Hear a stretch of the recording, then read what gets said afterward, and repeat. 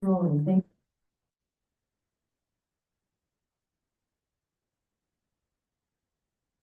Lydia, if you don't mind pulling that door when you're done signing in, thank you. Okay, everybody, hello. My name is Meg O'Leary, and this is Dylan. And many of you know us because we've been in front of you with this topic for a long time. I am the community engagement and stakeholder outreach person for this project. And Dylan is our land planner and then our project manager and our overall expert on anything to do with governance. And the two of us are the hi, John. The consulting team that have been hired to run this study. We do have one other consultant on the program, and they are Echo Northwest out of the Pacific Northwest. They are doing fiscal analysis. We are here tonight for our third public meeting. This started last September with the first public meeting. We held a second public meeting in January in this room. This third one, the goal of tonight's meeting is to wrap up all the engagement that you've all been committed to since last September.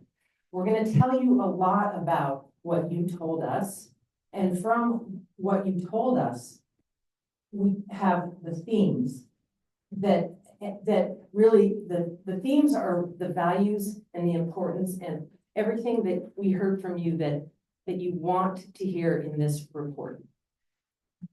From the themes, the scenarios were developed. There's a piece in there that Dylan's going to talk about, but the scenarios that you've all been hearing us talk about, we are going to talk to you about 3 scenarios that are going to hit the final report. But give us a chance to get through all this engagement so that you can understand this whole process. With that, I'm going to turn it over to Dylan, and we are going to have a conversation back and forth in this presentation, so bear with us. And we are going to leave room for all kinds of question and answer. And you know what, at this point, raise your hand if you want us to answer a question in the middle of our presentation, because we really want this to be a dialogue that we all understand and make sense and we all hear each other. So we go about being informal if we feel like that's a good way to go. With that, we do have slides. Let's hear about the engagement and why we're at the 3 scenarios that you're going to hear. Thanks, Meg. Yeah, just to reiterate that, the goal tonight is we're going to introduce the scenarios that we're going to do the fiscal analysis on. There are other options that are in the report, but we're going to run the numbers from a property tax standpoint, revenues versus expenditures from a local government, 3 scenarios. So those scenarios have been chosen.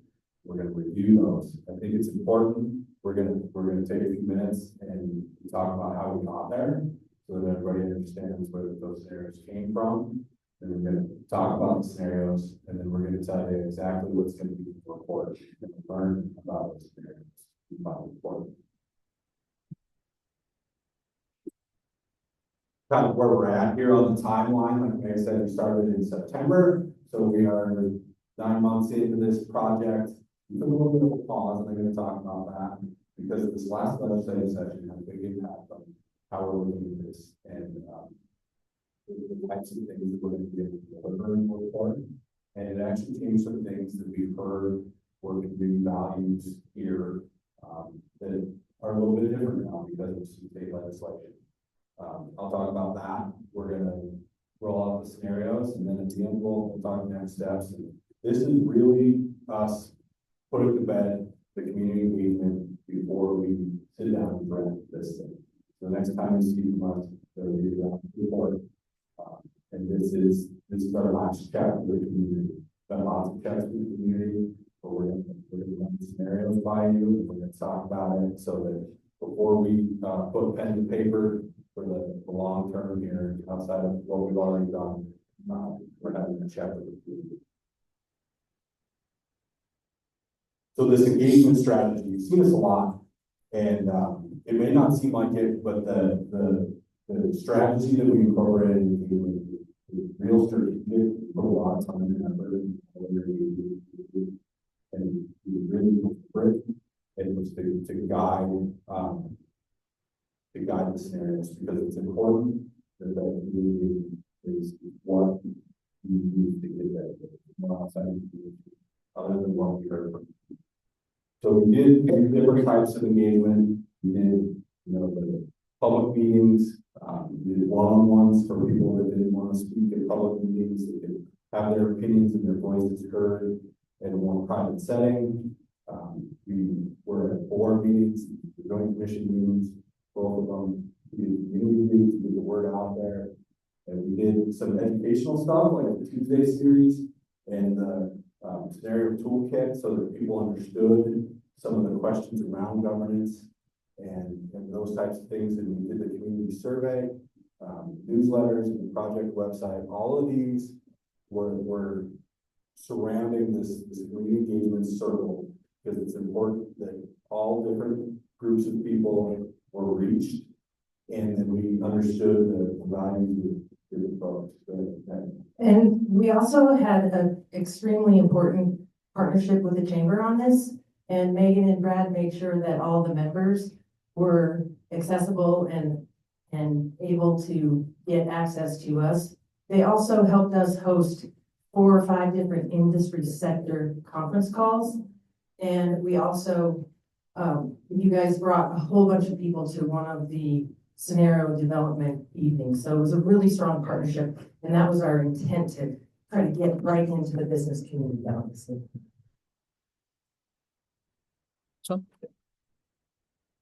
Some of the highlights, total, between Meg and myself and some of the WGM team and Eckler Northwest, we've got over 1,000 hours in just community engagement on this project.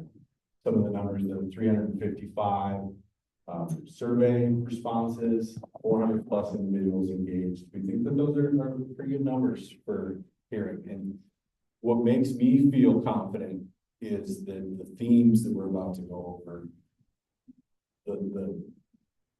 the opinions and the thoughts and the concerns that rose to the top from that engagement were real consistent across everybody. We got to the point where we're hearing the same thing over and over and over again. So that means that we are hitting the right buttons, the right topic. Some of the survey results, 40% of the survey respondents have lived in Big Sky over 20 years, 66 were full-time residents, 72% were homeowners. That's some of the demographics that we're having. And this is just the survey. That is one piece of the community engagement. And you'll see that the themes are pretty consistent with the survey and all the community engagement. Now we're getting into some of those themes. Some things that rose to the top are that representation and accountability sector. That's a theme that rose to the top that we heard pretty consistently. There's a thought that tax dollars in Big Sky are always reinvested locally. Sometimes they go outside of the greater Big Sky area. There's a theme of the need for greater control and decision making. Some examples of those are in planning and zoning, where you have an advisory committee that Gallatin County makes the final decision, the commissioners make the final decision. Sometimes those are people that are making decisions for your community or outside of the community. There's a want. We talk about implementation barriers and those concerns about future governments of how hard is it going to be? How expensive is it going to be? Can we do it? We know that there's these things that blockades and the community was pretty clear in the fact that we're up for the challenge as long as there's some clear benefits, and we can do hard things as long as we know that it's the right way to go, and there's some clear, transparent plan. And then a balance between taxes and local control. We might get more representation. What is that going to do to property taxes? Property taxes are a big concern. And how do you balance that? And the survey, those are the things that we heard in all of the community engagement. And the survey definitely confirmed all of that. Back to those themes, that community representation. 67% of the survey respondents agree that tax dollars are not adequately reinvested locally. That's speaking directly to property taxes and service districts. Coordination of service gaps. This is the big one. We talked about services and service gaps for a long time. And one of the real big questions in communities, what would incorporation or a change in governance provide us that we don't provide ourselves already? Before the first public meeting, we talked to 30 community service providers, we call them, to figure out how Big Sky operates and how those gears turn, how it works. And it's a complicated formula for how things are done in Big Sky. So we needed to dive into that. Like, do you have everything that everybody else has in an incorporated community or in a community with different governance structure? Is there a better way to do that? You know, you ask questions like, what are you missing? The next theme is the implementation barriers. And, you know, everybody, we talked about this, you need 200 people per square mile to be an incorporated community, or maybe legislative changes to the report. Big Sky is built different. It's spread out compared to other communities. We still need statutory requirements. There are barriers that we have to overcome. And Gallup County. The survey respondents are 30% of the survey respondents fully support and pursuing change. If major barriers exist, 37% only if the changes are reasonable. So even if there's some barriers, that's 57% of the survey respondents think that it would be a good idea if the benefits are clear and understandable. We have to add that in there. It's not that they just want to change, but the community is willing to do hard things if it benefits them and they know it's the right thing to do. Impact on resort tax. This is a pretty clear one. There's a theme that there's a concern that changing governance structure would change how resort tax is implemented. You have a resort tax district, it's not a resort tax town, and you have some flexibility in structure and scope of how you can allocate some of those resort tax funds, and it's pretty clear that the community doesn't want to mess with that. I think the resort tax is working well. We don't want to jeopardize how that's being implemented. And then the last thing is the impact on property taxes. Government costs money, and we're concerned of how much money. And there's going to be a trade-off at some point that it's not worth increasing that amount of taxes to provide more services, to provide more representation. That's what the government's going to provide. There's a point of diminishing returns. 27% strong in the property tax. That's a pretty strong number. The middle of the road there is that, you know, costs and local control must be balanced. So we took those themes. This is what we heard in the community engagement. We started to compact those and understand what those mean and come up with some governance considerations. So this is the community's ideas, thoughts. Everybody had an opinion, idea, or a thought around local governance. It was very, very helpful. And to watch those themes kind of be consistent and come out, that these are the things the community is focused on, not even necessarily concerned, but focused on. All right, what do we do then? Well, let's look at how local governance affects those themes. Sometimes the things that we heard aren't even a part of local government, and sometimes local government can really affect those.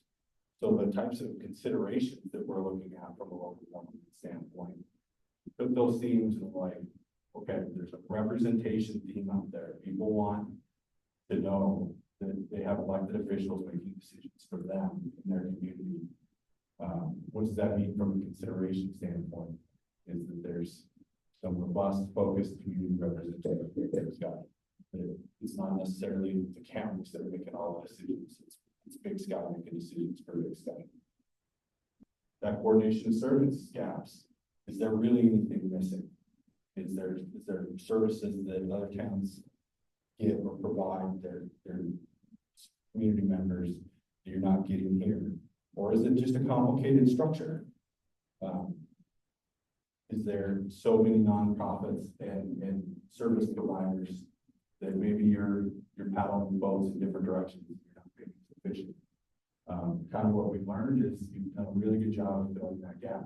There's not a lot of services that are not being provided in Big Sky, but there can be some coordination or better.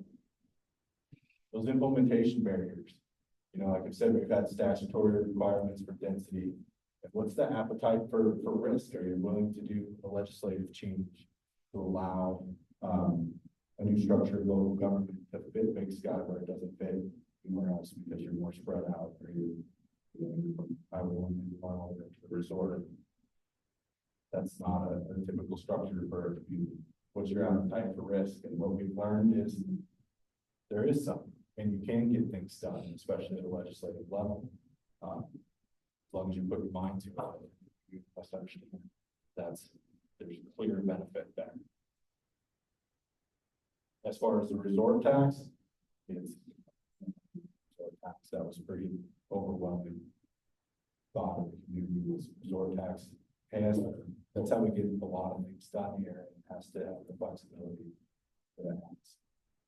And then the last theme is those property taxes.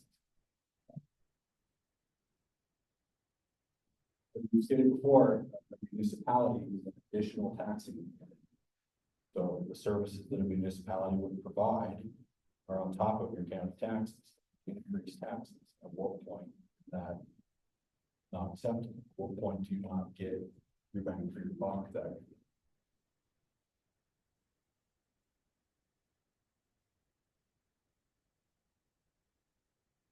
So that's the point we were at, and then all of a sudden, this legislative session kicked up, and there was a lot happening in Big Sky from the vote perspective, and from legislative changes at the state level, SB 260, SB 580, 542, and HB 231. Then you guys started taking on some debt and providing some services, the ability to do so. The legislation for the withdrawing from districts that aren't serving you. A lot of our community engagement happened just prior to that legislation, and a lot of the concerns that we heard, you know, that 67% of our tax dollars aren't being invested locally. That legislation changes that. It changes that tone, and it changes tax structure here. And we needed to know what that change was going to be before we run some numbers. Congratulations on that, by the way. That's a common sense bill, I think, that found a way to move it forward. SB 542 and HB 231, those are the legislation that change how property taxes are structured in the state, including the second home tax. And I think that we're all aware of that here, and maybe don't fully understand what that is going to be. Those legislation does create some problems for the consultant team, because the goal of this was to show an example property tax bill once for each of these scenarios. And what we're finding is the state of Montana hasn't even figured out how they're going to do that yet with a real tax bill. So we're navigating that and what that's going to mean from a change in governance. But yeah, we needed that outcome before. And then, as I've said, a lot of the questions that we were having were service gaps. What services are not being provided that you need to provide? And demonstrated with the vote last spring that there are services that you need. You found ways existing to pay for those by taking on some debt service. And that's a big thing, and maybe it's even more flexible than it could be for other communities of your size, sort of tax. You know, affordable housing was one of those things that came up a lot. We struggle with housing in Big Sky. This shows that there's a considerable effort to help solve that issue as it is. So those we needed to see the outcome, and then of course the extending resort tax. That's that's nice to know that that's gonna be extended. So we, after that legislative session and that vote, then we reevaluated the community engagement, made sure that the themes that we were tackling still made sense after the world kind of changed. And from a perspective, they still do, they just mean a little different things. So those themes, we needed to come into some scenarios for us. We have the governance considerations now. So we're kind of feeling like we're playing this game of telephone a little bit, where it's, we have opinions and ideas of the community, and this is what we care about and what we want to see. We translate those to themes, and then we translate those to considerations, and we translate those to scenarios. We really need to make sure that nothing gets lost in translation. So we're going to go back around to the community engagement. But here's the scenarios that we're going to do the fiscal analysis. That's running the numbers. Scenario number one is incorporation, and that's I would call it a minimal incorporation. It's the type of incorporation that you, if the community chooses and votes to incorporate, it's a minimal role government. It's the kind of government where you get representation, but they're not necessarily full-time, small community type of government. We'll go through the list of government officers, but it's basically a mayor and a couple council members, contract judge, contract city attorney, things like that. And the boundaries for both of the incorporation are town center, Meadow Village, and the resort at Mountain Village, not including the clubs. So that's incorporation number one. Incorporation number two is the robust form of municipal government. That's full-time government departments. That's full-blown municipal government. That's probably that more expensive model, but you get to more representation and more local control model. And then scenario number three that came out of these is creating a county. And that is really the only way to keep your tax dollars local, is to take control of that county. You also let people know there's scenario 4, which is state consent. Yeah, yep. So thank you, Sarah. To clarify, to evaluate these scenarios, you have to have a baseline. And that baseline is nothing. Majority of that is in the existing conditions report that we've published. If you haven't read it yet and have an appetite for 200 pages of whatever, it's on the website. But that's the baseline that all of these would be compared to. And the do nothing has changed, like I said, since the do nothing was 6 months ago because of the legislative session passage of that law. So those are the three scenarios. We're going to talk about them in a little bit more detail. So here we go. Yep, yep.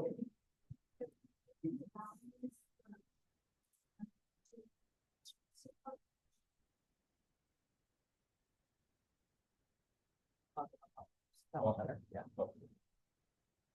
What are the boundaries for scenario 2?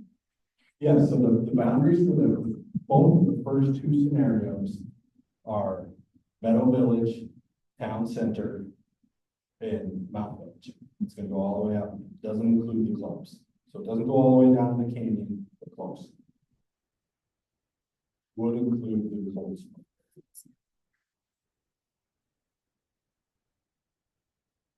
And there's some more detail on that. There's a question about why it doesn't include the canyon. That goes. It's not my question. Oh, the reason being in the community engagement, you ask questions like, what do you feel town of Big Sky? And those were the ones that were consistently coming up. And the development along the canyon and to get to the canyon is significantly more sprawled and spread out from town center. So there's a gap of a couple miles between the two down the highway. It creates a logistical problem from a service standpoint. Quite as bad.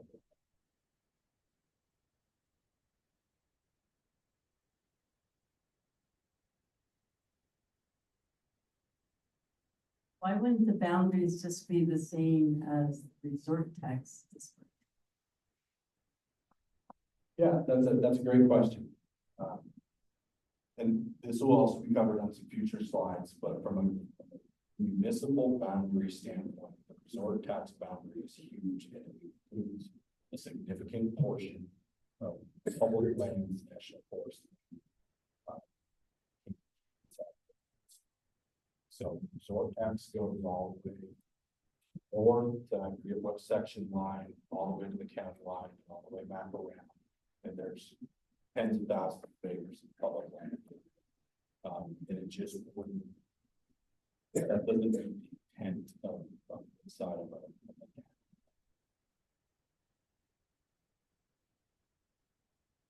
So, Cover the public land.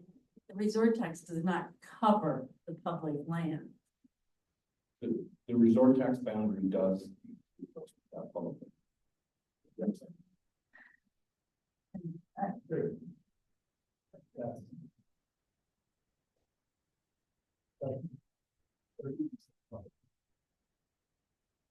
Doesn't control the public. Doesn't spend money on the boundary.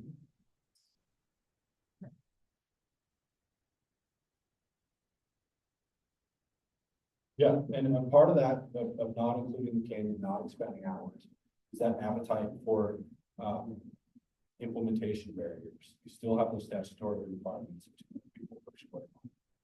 Still have, from a Green County perspective, how many acres of developable land you have to have inside your boundary.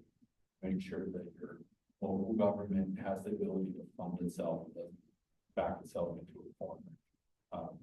That sprawl of a town boundary creates some problems from a service delivery standpoint, a payment standpoint.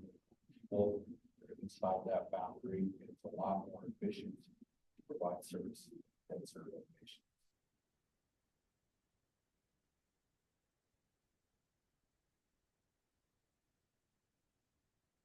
Would in scenario 3, the incorporation, the new county,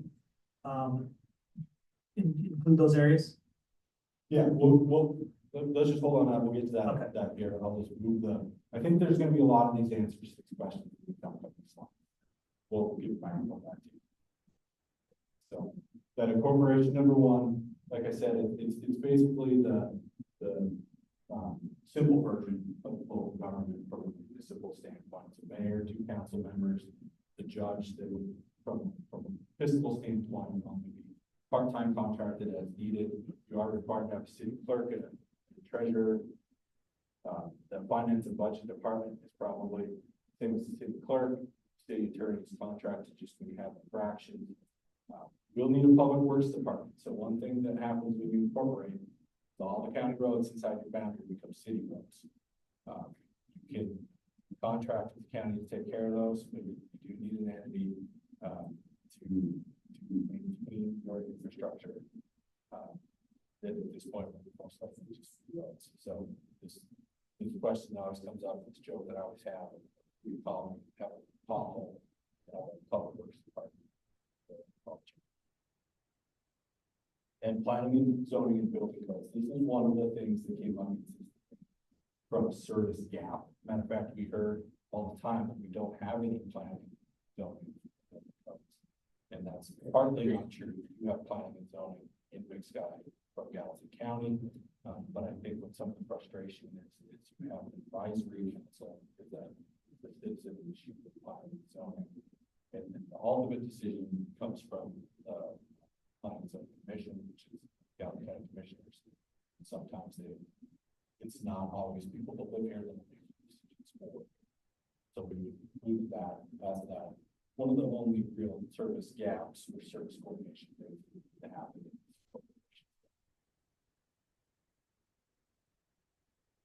Number 2 is that robust form of local government. That's more like full-time council members and mayors. Still might not need a judge 60 or 40 hours a week. So the city clerk and treasurer, public works, city planning, zoning, possibly law enforcement, administration services, human resources. That's the type of local government that other communities of 3,500 people have a full courthouse. People that are providing services for you that most of the time. The reason for choosing these two separate entities of corporation, that you're going to get a good feel for the cost of the first one, cost of the second one, decide on your own. Is this worth it? What it's going to take to do something? And bookends of corporation, where this is what it takes to do this, and this is what it takes to do this, and this is what it's going to cost, and what is kind of worth it there. I will mention the difference, main difference between the two. It's in state law, you're two different types of local governments. One is general governmental powers. That's where the local government can do what the state government tells you. That's in the article in the Montana Code annotated. General governmental powers are like, these are the powers that we give to local government. Incorporation number two would be where you would draft and adopt your own charter, almost as if a corporation drafted a charter. In that role, you're allowed to do everything as long as the state says you can't. So that's the difference. That's where you get more robust local ordinances. Like, and you can tackle more localized problems. Like we have this issue, you'll see a lot around the state with the urban camping, Roseman tackled some urban camping. Who's thinking about doing it? There's a lot, that's kind of a hot button topic around the state, and those types of ordinances are allowed by local charters. And that's where the elected officials really get to make like corporation charters, just like all right, let's talk about a county. Reason that this one is on there is that keep Big Sky tax dollars reinvested as much as possible in the Big Sky area. The only way to do that, if the county mill levy stays here. It's got a little bit more barriers than the first two. For one, county seat. Don't have a town. So you can found first step.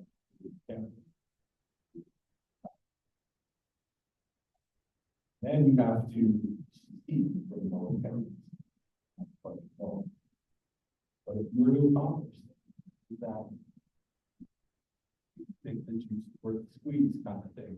This is the most robust where you have the most control. Everybody in your county government will be inside those boundaries. This guy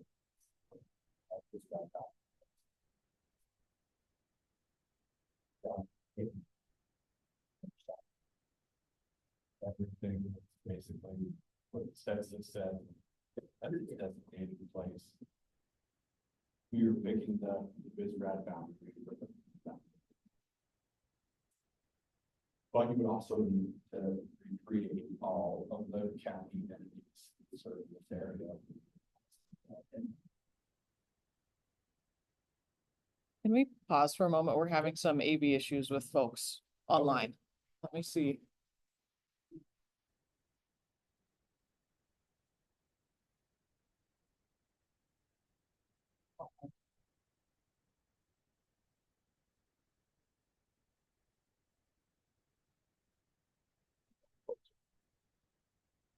Well,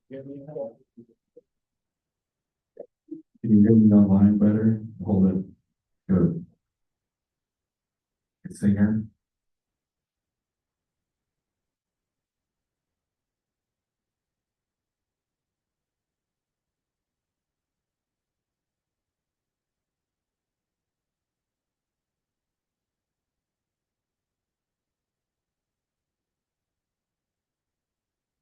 I think if I put it right up to my mouth. Let's try that for a couple minutes and I'll see how many more texts I get. okay. Yeah, go to the next one. So there's a few more things that you have to create a county. You know, things like public health, weed control, emergency management. You have human resources, because you're gonna have a lot of county personnel, things like that. So that's when the ticket starts coming out, but keep in mind, that you wouldn't be paying the Gallatin or Madison County levies. It would just all be reinvested locally. The city boundary would be the same as the other two, the Mountain Village, Meadow Village, and Town Center, and then the county boundary would as close as possible match the BizRed boundary.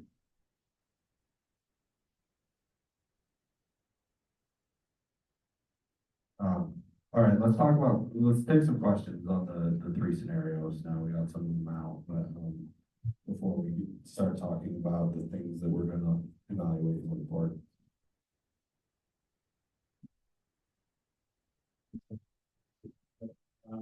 The third scenario, is there a world in which those implementation barriers are symmetrical, given the square mile requirements?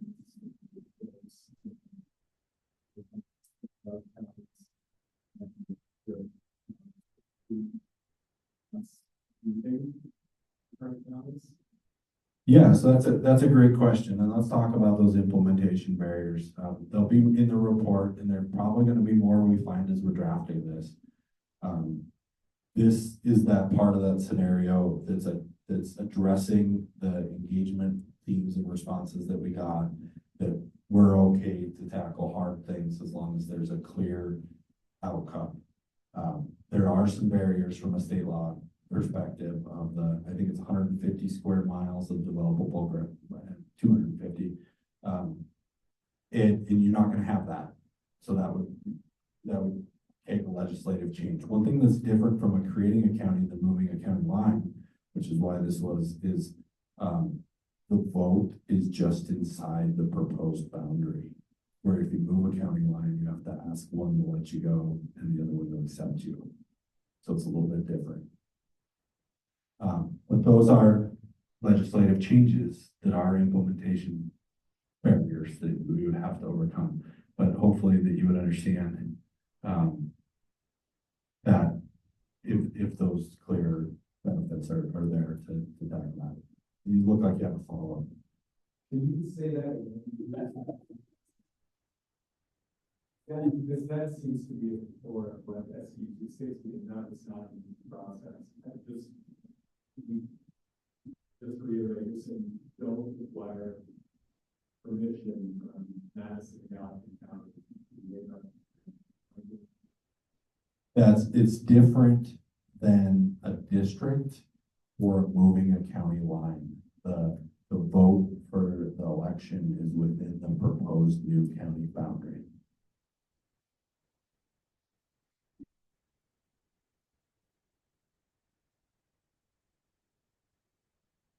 Question from the back of the room. You just confused me. My understanding that if you're going to create your own county, the counties that you are leaving have to agree to you to form your own county. Is that not correct? So let's dive into this a little bit. And one thing that is where it's required in state law is that you can't leave a county with a certain amount of with less than a certain amount of taxable value in bankrupt the county that you're leaving.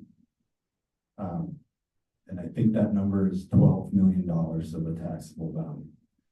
$12 million when that was written in 1977 or whatever is a lot different than $12 million today.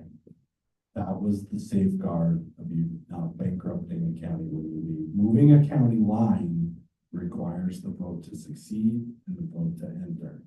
Creating a county, and this is all in the existing conditions report, is just about the vote inside the proposed boundary.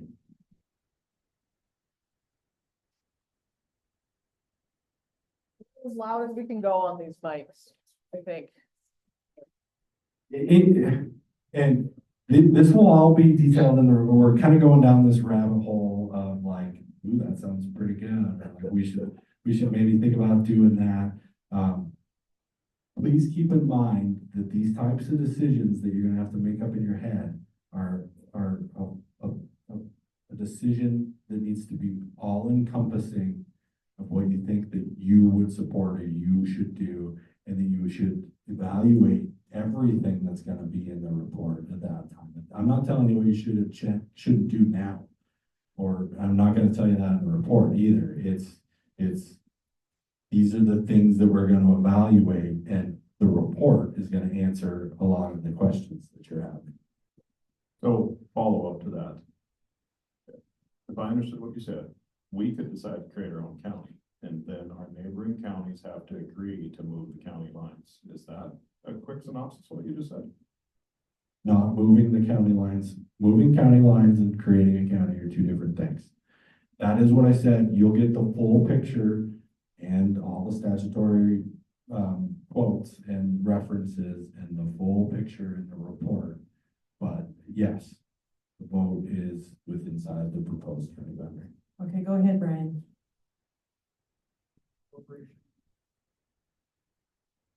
In the incorporation scenarios, is there a legislative change that needs to be made to span 2 counties for the municipality? My understanding is no. There is a current Attorney General's opinion that municipalities can span multiple counties. They do. There are plenty of cities in the country that span multiple counties, but that's usually happens the other way. It's from an annexation growth standpoint, not from a doing it after the fact standpoint. But the Attorney General's opinion, the newest one that's on file, says that they're different taxing entities, and that's totally legal. Hey, over here. For reference, what are some of the smallest counties in the state of Montana by population, not by size, like compared to a theoretical Big Sky county? That's a good question. I don't have that answer, but I can look it up and I can get your information afterwards, and we can figure that You out. can post it on the website. Any other questions before he moves on?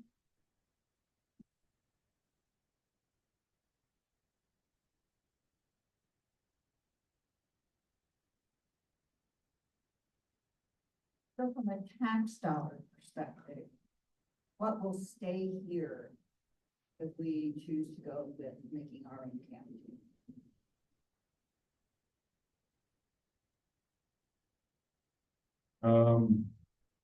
Make sure that I'm answering the question that I think that you're trying to ask.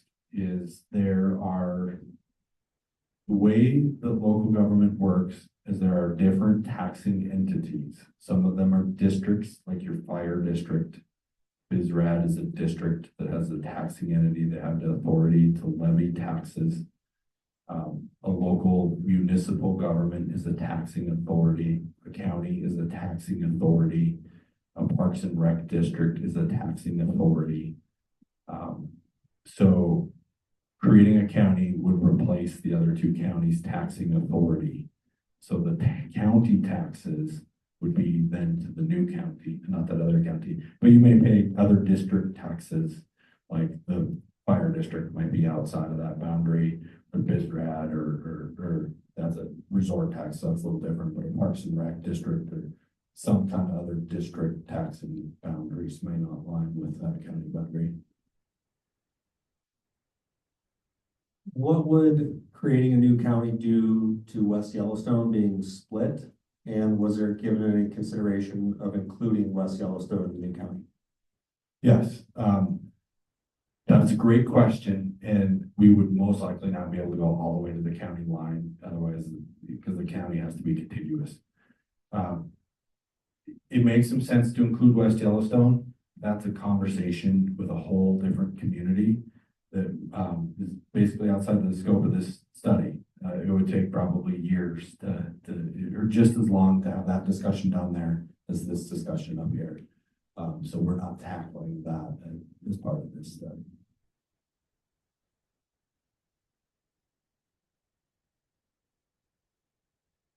Nice thing about the internet, I just looked it up. There are 12 counties in Montana that are smaller than Big Sky. Oh, thank you. What are they? Do you have them? Yeah. Most of them are way out.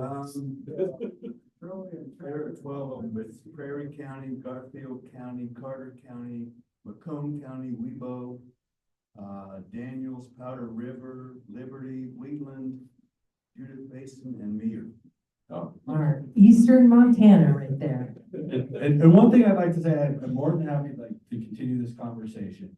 A lot of the questions that you guys are asking are what's gonna be in the report. I'm not gonna have answers to all of them because we're not presenting a final report right now. We're just telling you what we're gonna evaluate.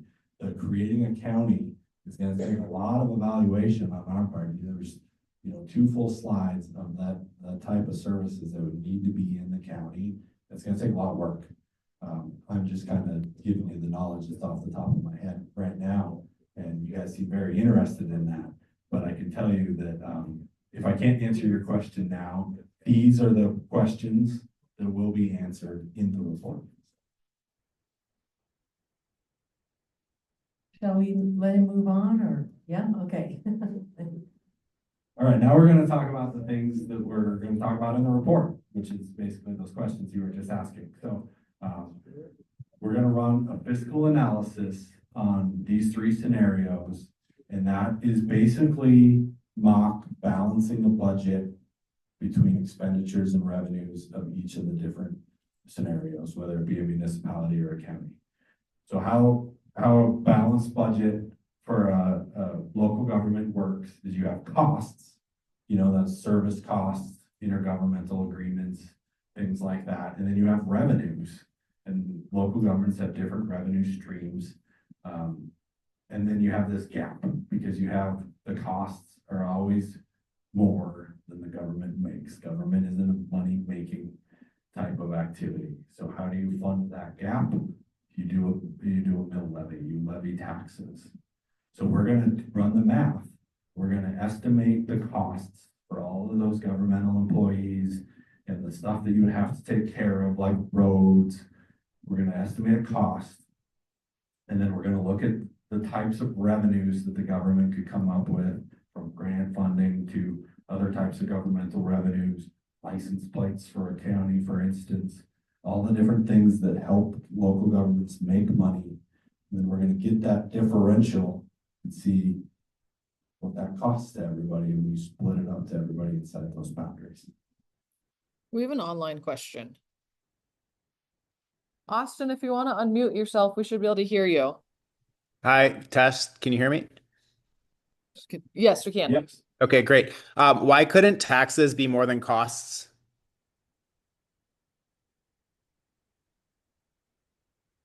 Could you restate that question? You said that a county or a government always has more costs than revenue. Yeah, so the revenue I was talking about is outside of taxes. The revenue that I'm talking about is money generated by a local government, whether that's from like service fees, like if we're talking about a building codes department, you have an application fee, that's a revenue to a local government. The revenues that I was speaking are the ones that are outside of taxes. Gotcha. Thank you. Has all these costs. They try to raise as much money from application fees and stuff like that as they can. And then you got to cover the differential with taxes. Does that make sense? Does that answer your question? I'm like looking up like you're up in the Yeah, they're good.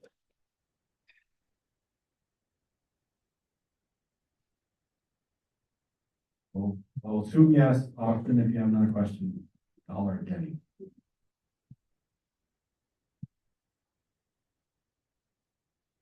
So how we're going to estimate those taxes, those revenues and expenditures is from historical data for the area and just trying to figure out what it costs to maintain roads, things like growth. Resort tax has a lot of information that we're going to be able to use. The kink here that is kind of an issue and we've been trying to figure out is the change in the tax structure at the state level, especially with that second homeowner thing.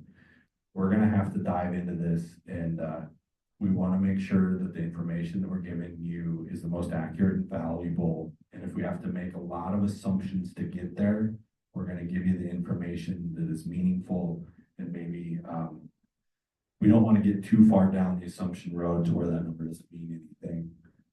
And we have to understand the Department of Revenue's position from the new tax law first.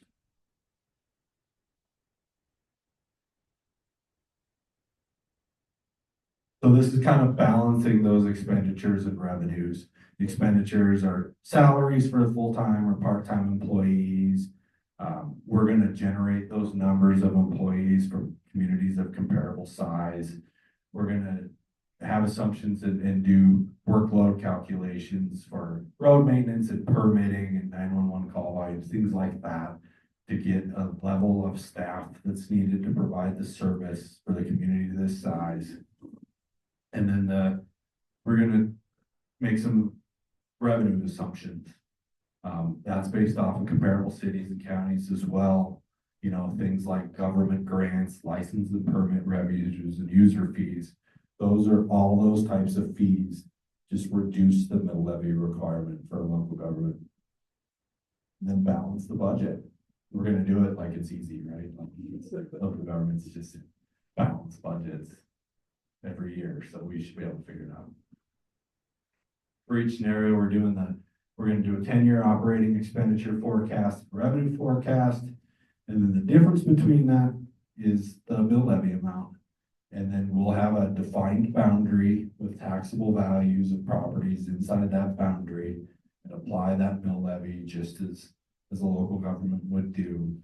And hopefully, if we can figure out the new tax law, tell you what an average tax bill would be.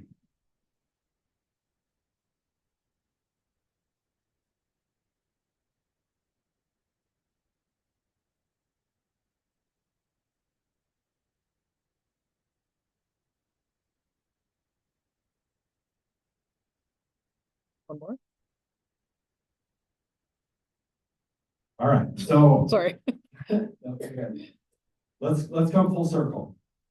So we talked about the engagement, and this was a complicated portion of the project where it's like, how do you talk with a whole community and get these themes and these opinions and these ideas?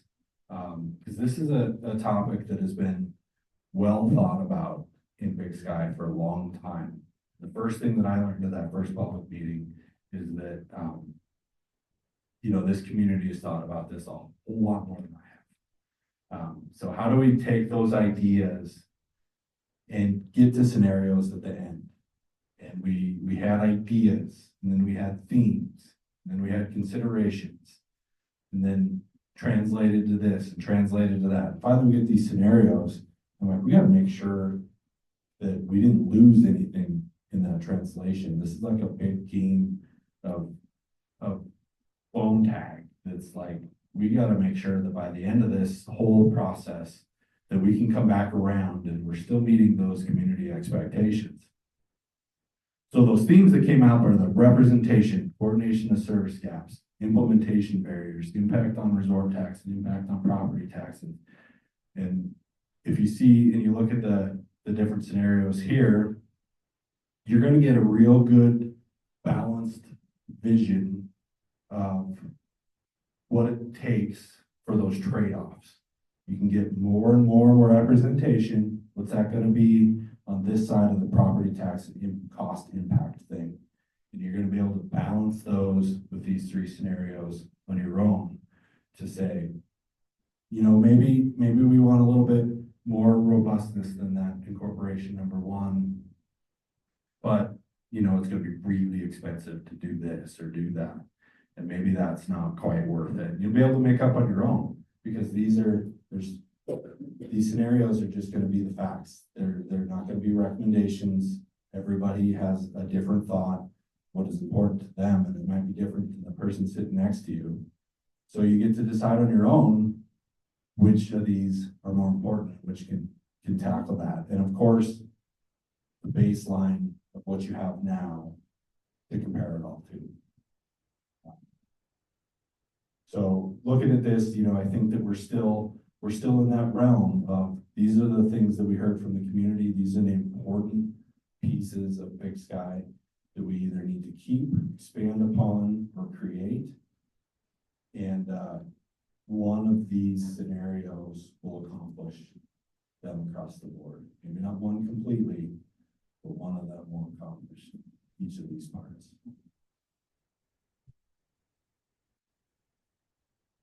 So like I said, this is the last check-in with the community, and then we're doing pen to paper and all the questions that were just asked, plus 2,000 more of them, we gotta figure out the answer to in the final report.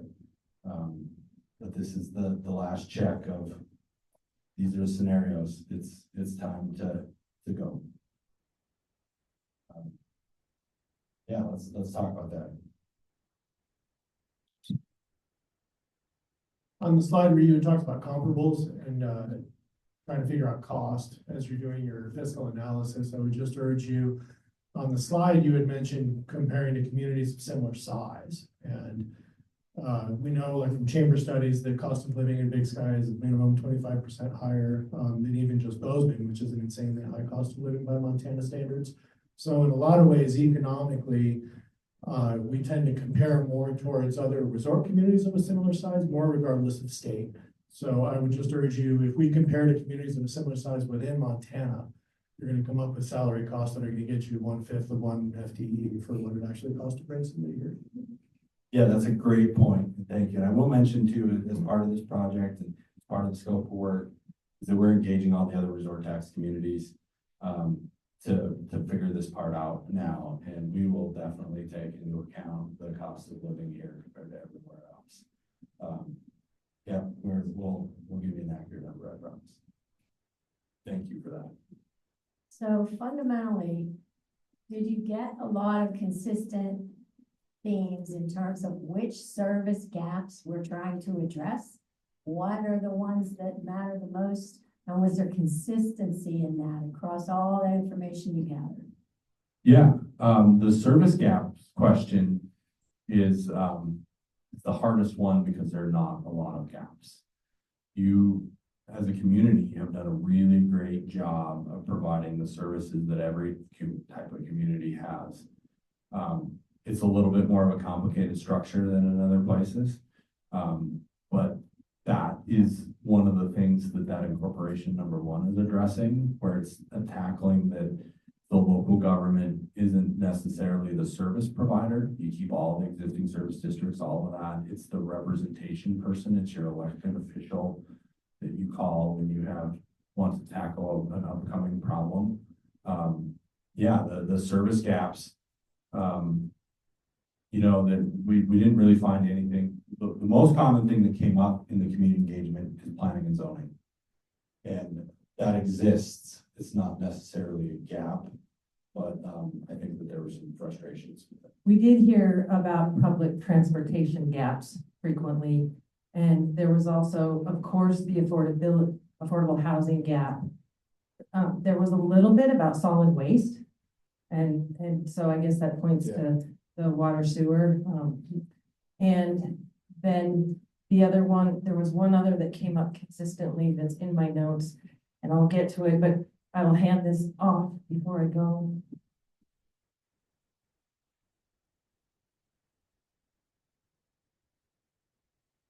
Is there a way to do, create a new county in the light version as a kind of like the incorporation light? Or is that a state mandated, you know, requirements as a county? Yeah, the ones that were up on that screen are state mandated requirements. Like you have to have a county meet, you have to have, and that might not even be all exhaustive. There's 2,500 pages of municipal code that I've gone through once, and I'm probably gonna have to go through 3 more times to make sure that they're all accounted for. But yeah, there's a lot of state mandated requirements. Basically, how our government in Montana is this tiered structure. We have the state government that tells the county government, you got to do this. And then the county government can tell a local, like, you can go down another level, but you don't have to a local municipal government that says that you can do what the county says you can do, what the state says you can do. It's this tiered kind of design.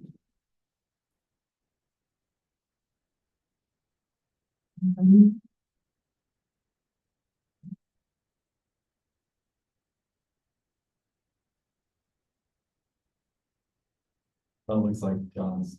Fact checking me with it. I'm sorry. This isn't fair, by the way. No, but I'm just getting a lot of texts from our attorney and we just want to be really careful about this county stuff.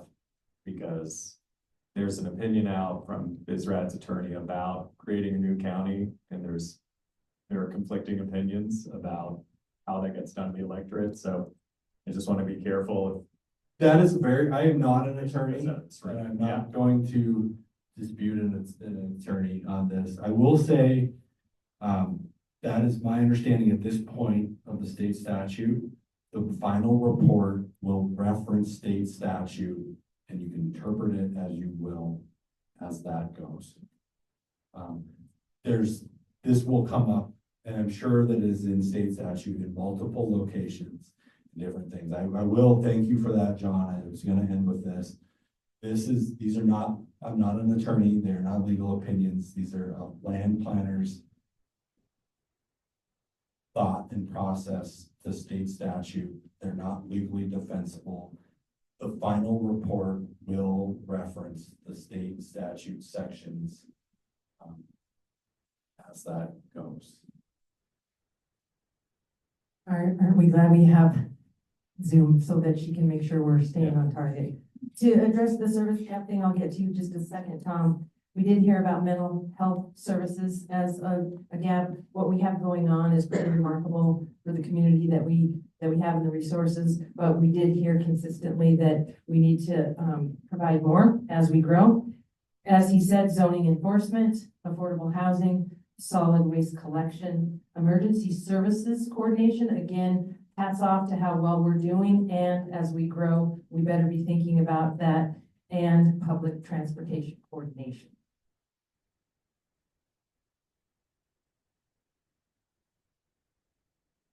Sarah and then Tom.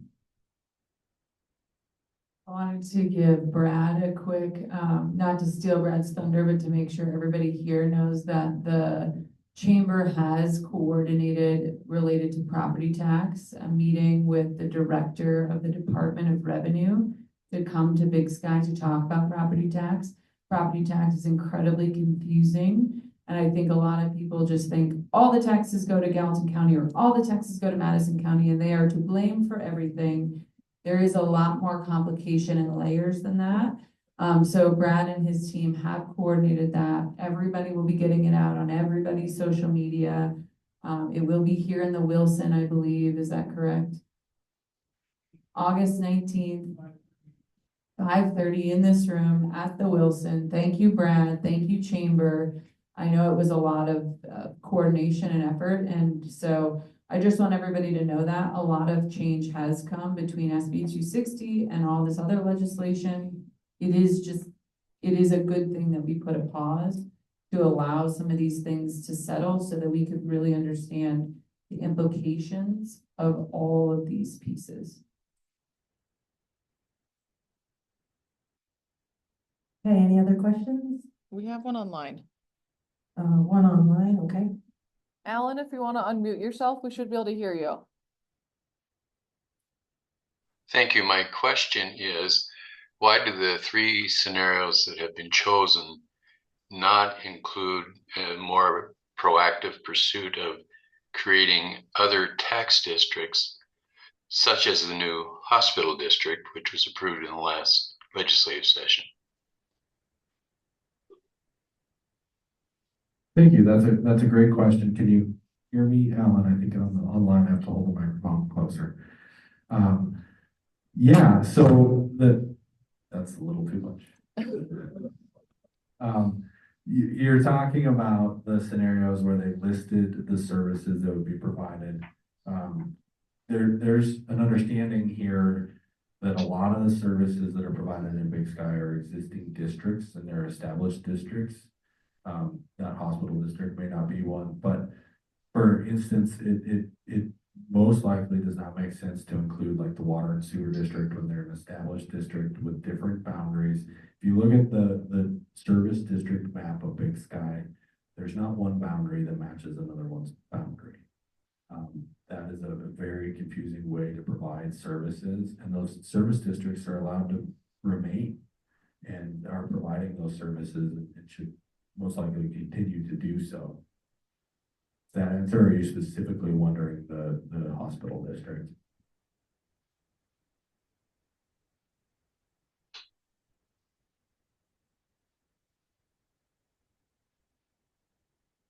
I don't know. Can you hear me? Yes. Thank you. Not specifically the hospital district. I'm just thinking about, are there variations on that theme? Other districts that could be created that are less cumbersome to create than a new county or forming a new government. The library district would be an example of that. Okay, now yes, I understand your question now. That is kind of your status quo current form of government. That's how you provide services, by creating districts for the most part. You have a lot of nonprofits and philanthropy, but you've created a lot of districts. So that evaluation is covered in that status quo current form of government with suggestions that will also be in the report. Thank you. One thing to think about is that really coincides with the current local government study commissions that are going on, and changes to the current county forms of government that could happen through that as well. Different topic a little bit, but similar. Well, we are a little bit early. We will stick around and engage for sure. And call for one last call for a question or two. I do encourage you to read that existing conditions report. It's really, it is 114 pages and you'll get a lot out of it. It's pretty neat. It's pretty meaty, and you'll be impressed at what people like Lizzie and Sarah and Brad and all the service districts, what they do, because we identified everything that we had a conversation with every one of them in September, and then went through and understood their budgets. We have that in the report. It's got a lot of good stuff. So, and those, like that creating a county stuff, that's those state statute sections are in there. I do apologize if I'm misspeaking up here. These are the things that are going to be in the final report with the references. That's a lot of Montana code I'm not backing up with what I said. I think I'm not going to but there won't be that ambiguity or that misunderstanding or anything like that in the report. That's where the information is going to be. It's not me standing up at a public meeting saying, we'll evaluate every aspect of it outside of that Montana code annotated requirement for voting and electorates. And as I said, I'm not an attorney, but I will quote the statute sections and you can ask them. Kim has sufficiently scared us, in other words. Thank you for this is not legal advice. Punt.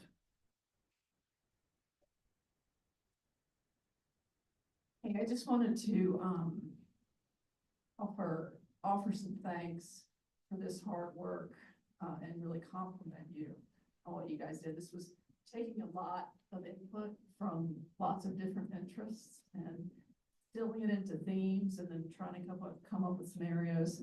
It's not easy. So I appreciate it. Thank you. Thank you. I would like to.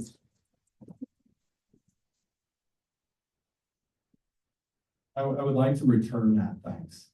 I've spent a lot of time up here in the last 9 months. I've met a lot of great people.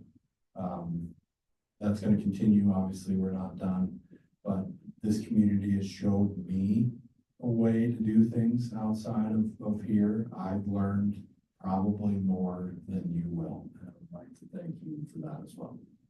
Because he is reading every word of every statute. He is. And he read every word of all 355 survey responses. And you too are gonna be able to read every word. We will have those posted on the website also. There's all kinds, all of our presentations are on there. You can track what we've been doing since September 24. Oh yeah, it's one of those tricky ones. It's engage dot WGM dot. I'm gonna try to pull it up here. If you make sure that you're signed in the back, we will send, do we have people's emails back there? Yeah, We will get it to you. yeah, we'll get it to you. You're And not gonna. we have created a database and we've been hitting everybody with a newsletter every month. So that your email will go in our database, you'll get follow-up, and we do apologize. We are marketers. We do understand how messaging and URLs made easy, make people want to read. But we have a clunky website. It's called engage.wgmgroup.com/ Big Sky Governance Study. So there you go, mouthful. Okay, is that a wrap? I think so. Thank you. Thank you very much.